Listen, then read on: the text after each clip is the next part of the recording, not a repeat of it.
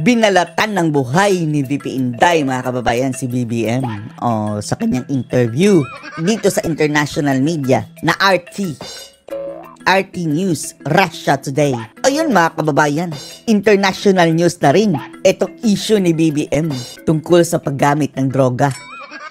Binukelya siya ni Sara At aside pa dyan mga kababayan, etong mga kabalustugan ni BBM dito sa kurakutan, budget, at planong hindi pagbaba sa pwesto mga kababayan. Etong lahat ang idinikit ni VP Sara Duterte kung bakit napadukot itong si PRRD at naipatapon sa ICC. Panoorin niyo po mga kababayan ha. Vice President of the Philippines, Sara Duterte, many thanks for joining us on the program. It's a pleasure to have you with us.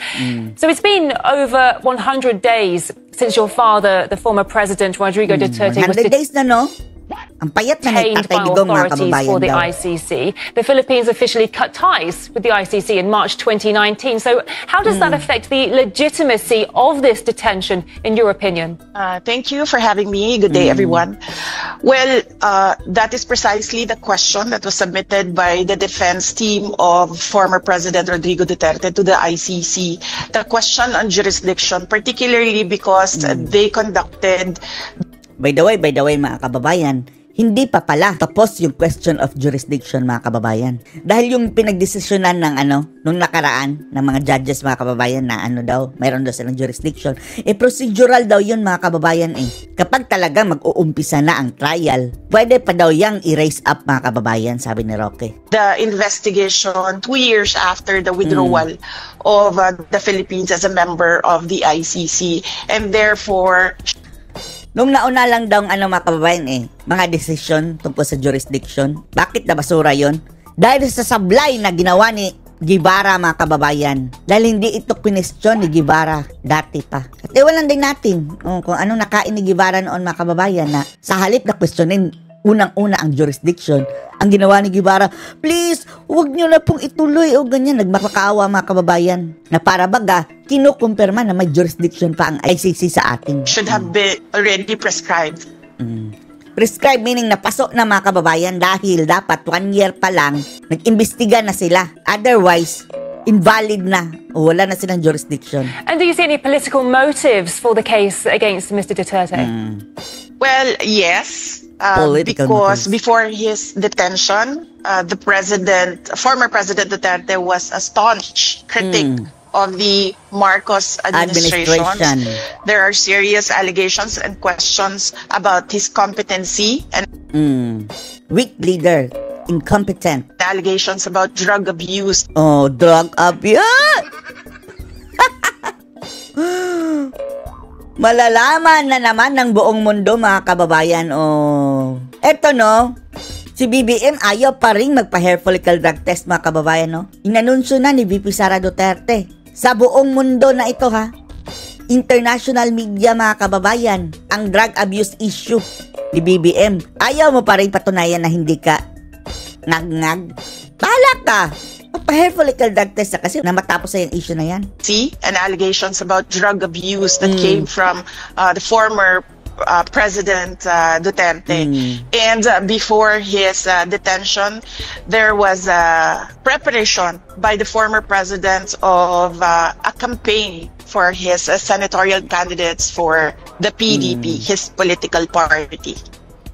Talk us through how this case has affected your father, affected your family, really, and on a personal and a political level. Well, the last time that I talked to my father, he always said that you make your own history in this world.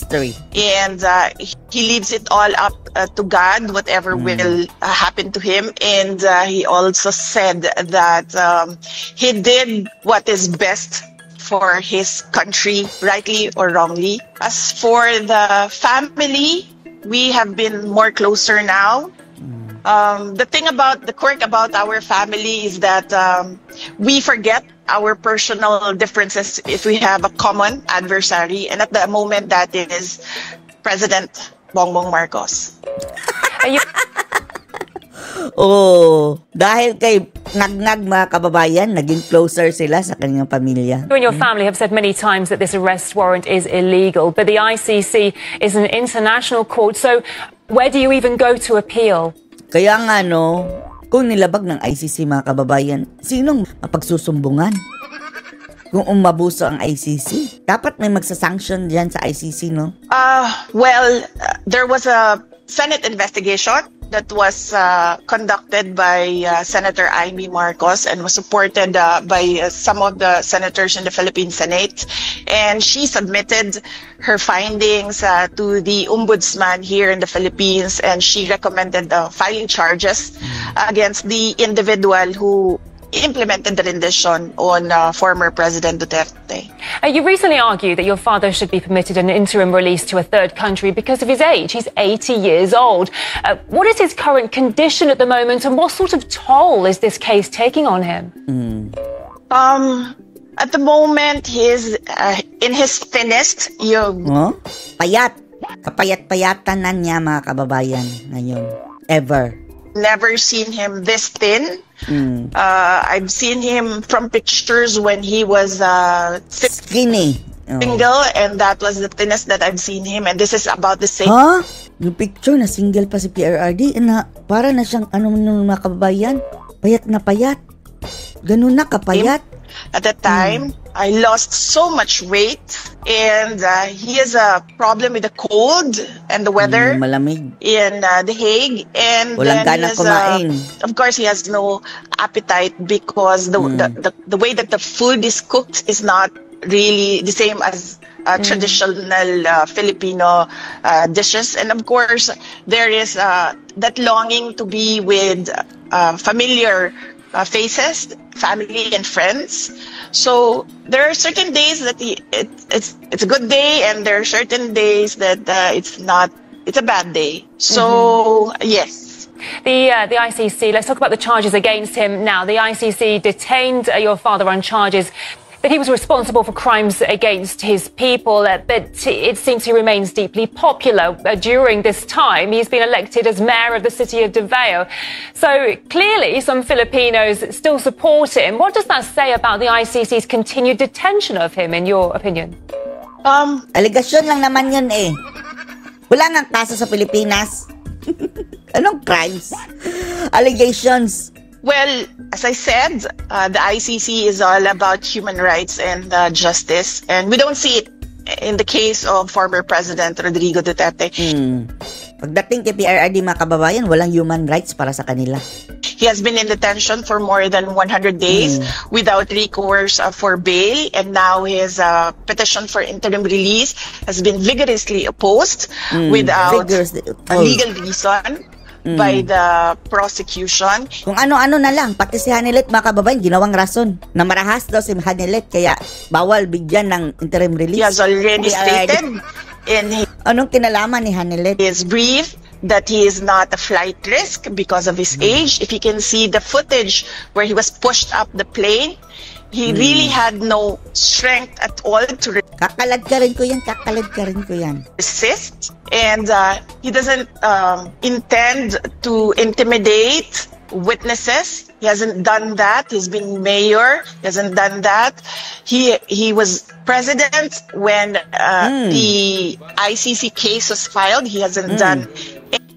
Sana ginawa na niya, no? Meron pa siyang time mga kababayan para tugisin yung sinasabi nilang mga witness. 2019, 20, 21, 22, 3 years. Andyan pa sa kanya ang kapangyarihan mga kababayan. Kung rich siya sa mga biktima at mga witness, sana tinugis na niya. Tinugis ba? Hindi. Ngayon pa nga wala na siyang powers. Anything at all with the witnesses, we all know the list of witnesses because we have information coming in from the investigations conducted by ICC investigators here in the Philippines, and he hasn't done anything.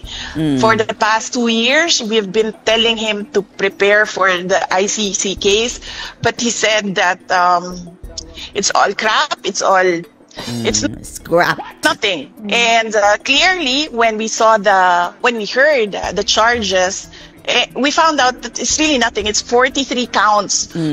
Tapos gusto nila i-equate mga kababayan sa crimes against humanity. 43 counts, tapos hindi pa nga si Digong ang direct suspect. What the? Yang sinasabi nilang crimes against humanity mga kababayan, invento lang yan na media. nakakampi din ng mga bangag mga kababayan at kakampi ng mga makakaliwa. Sa lahat ng report mga kababayan, pansin nyo, hindi mawawala yung crimes against humanity.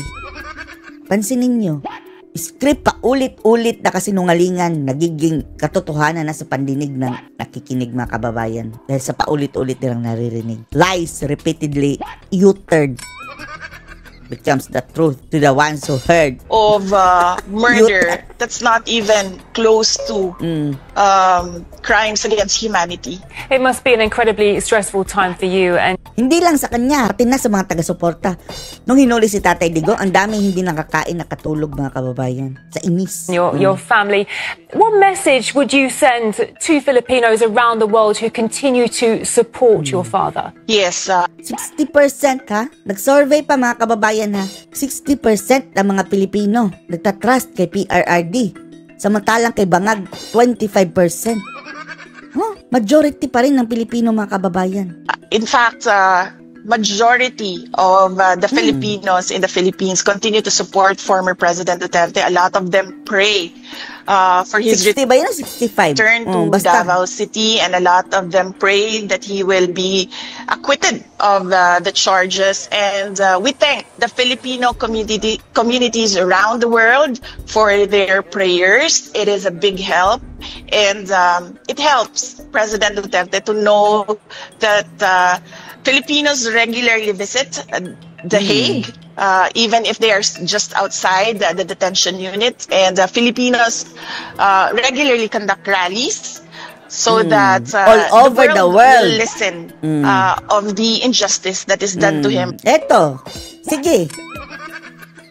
Kaya nga mga kababayan, si Bangag ang masisira nito dahil ang mga Pilipino all over the world nagrarally. Malalaman ng iba't ibang world government mga kababayan ang kabangagan ni BBM.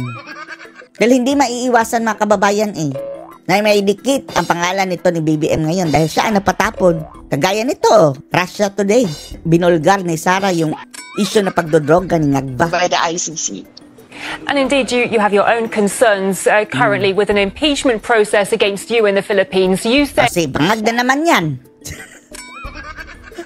it's politically motivated. Explain to us what could these motives be exactly, and who do you think could be behind this? Well, it's all about the refusal or the intent of President Marcos. It is the intent of President Marcos not to step down. Perpetuation in power.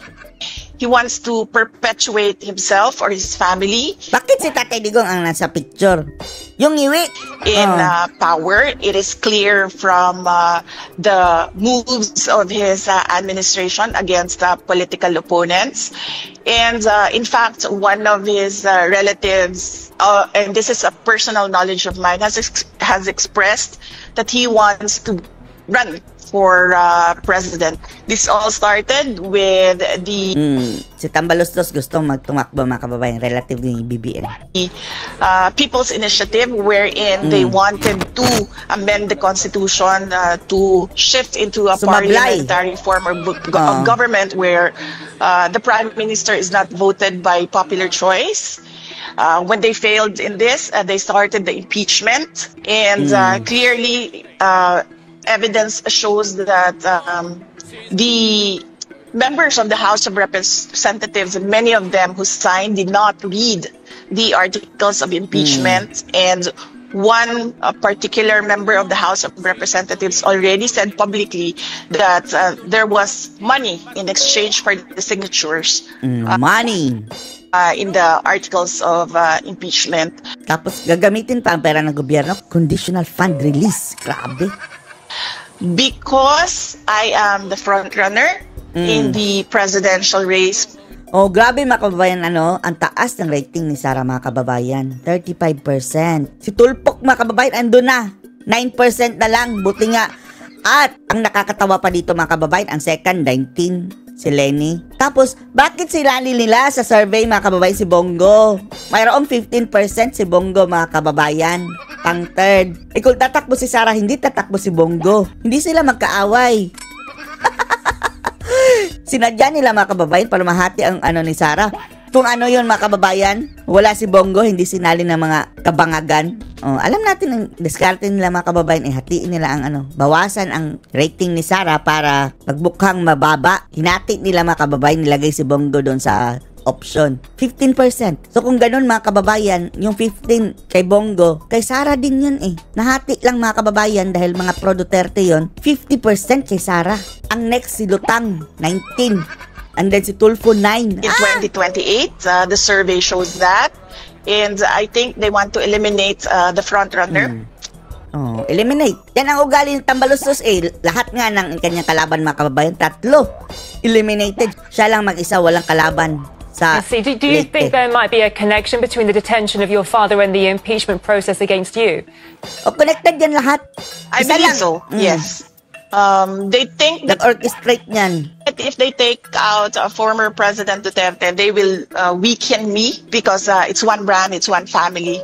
The Philippine Senate recently returned the impeachment complaint to the House. What will the next... Alam nila, no? Marites itong mga kababayan, mga Russian. By the way, kailan nyo iimbitahin si BBM dyan sa Russia? Hindi inimbita, no? Mabuti ba si PRRD mga kababayan? Steps be?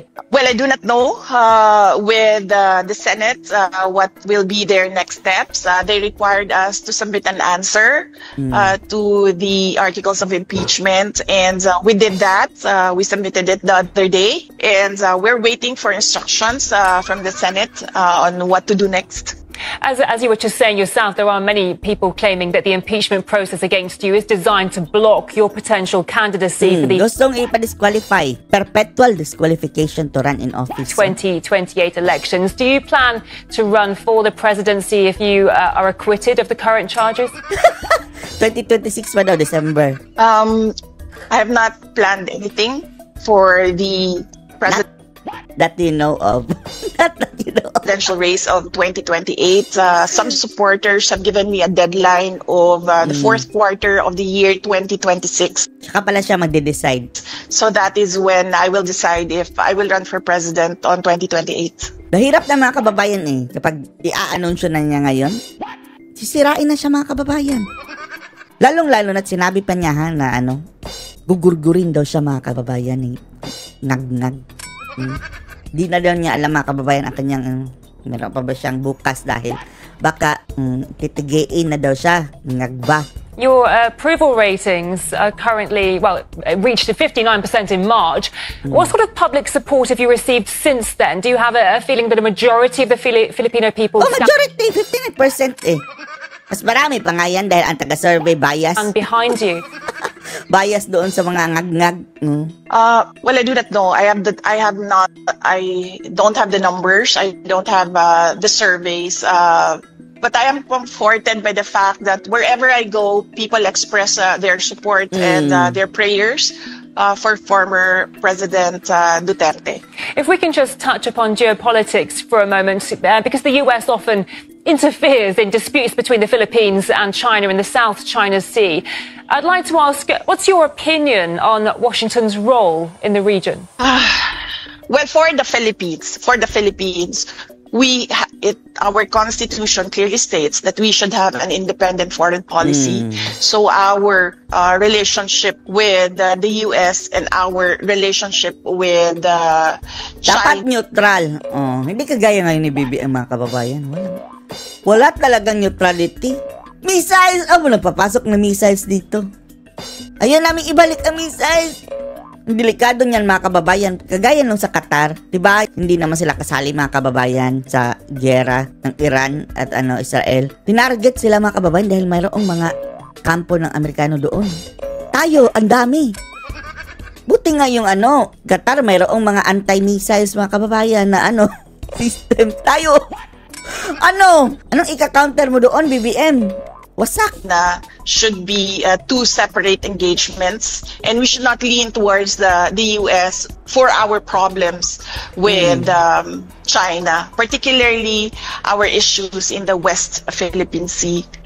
Dapat kasi ang mag-usap dyan, tayo lang. At saka yung kalaban natin. Yun nga sinabi ni BP Inday parang nagtatago daw sa saya ni mga kababayan ng Amerika, si BBM. Nabigyan lang ng missile na isa, dalawa, tatlo. Iwan lang natin yung ilan mga kababayan. Ang angas na! Yeah, the Philippines is kind of in the middle of all this, isn't it? Because the Philippines being a long-time ally of the US and Asia, at the same time Manila maintains robust trade ties with China. So I'm just wondering how difficult it is for the Philippines to find the right geopolitical balance between these rival superpowers. Well, as you can see right now, the Philippines, clearly the administration of President Marcos is leaning towards the US and is alienating. Ewan na natin ngayon, hindi sila kasundo ni Trump. Nasaan na yung kailangan daw mag-meet ni BBM at ni Trump immediately?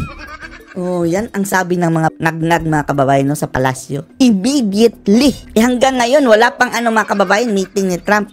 Inaantay nga natin yung mga kababayan matuloy para matulad siya kay Zelensky na binutata mga kababayan sa harap ng media. Alam niyo naman si Trump Kita niyo mabutata yan si mga kababayan. Si BBM sa harap talaga ng in the world. Sige, i-meeting nyo. China. And I really believe, and I've been asking for his explanation on where is the independent foreign policy of the Philippines currently. And I believe that the Philippines should not be involved in the cooperation and competition at the same time of the US and China. Wag tayong saling pusa sa away nila. Lalong-lalo na ang dami pa nating problema na dapat isolve muna dito sa ating bansa mga kababayan. Dahil war of dominion yan Sino ang magdo-dominate? Makikiepal ka dyan? Anong ido-dominate mo? Basura? Ito basura dito sa ating bansa? Kurakutan? Ayusin mo muna ang bansa bago ka mag-dominate sa ibang bansa. Middle power in the game of supremacy and domination. You need money and power, which the Philippines does not have at the moment. We will get to that in the future, but not right now. So not right now. It is best for us to stay in the middle. And as I said, keep our relationships separate and do not lean towards. Ito creepy masyado ito mga kababayan ICC judge. Parang wala tayong tiwala. Wala tayo, parang yung sa pelikulang White Chicks mga kababayan na nagpapanggap lang na babae. Ito ba yun? Parang nagkasuot lang ng maskara mga kababayan. One country or the other. A pleasure speaking to you today. Many thanks for your time. We've been talking to the Vice President of... ayun na mga kababayan. Sunod-sunod pa yan. Lalong mahuhubaran ng maskara mga kababayan. Singagba sa international media mga kababayan. Kasalanan niya ito Dinala niya sa labas ang mga kababayan problema natin. Ang issue dito sa ating bansa. Pinatapon niya sa ibang bansa si PRRD. Pinapasok niya ang mga puti, taga-ICC na may kialam dito. So kakalampagin din kayo ni VP Sara sa international media. Anong masasabi niyo dito mga kababayan? Post the comments below.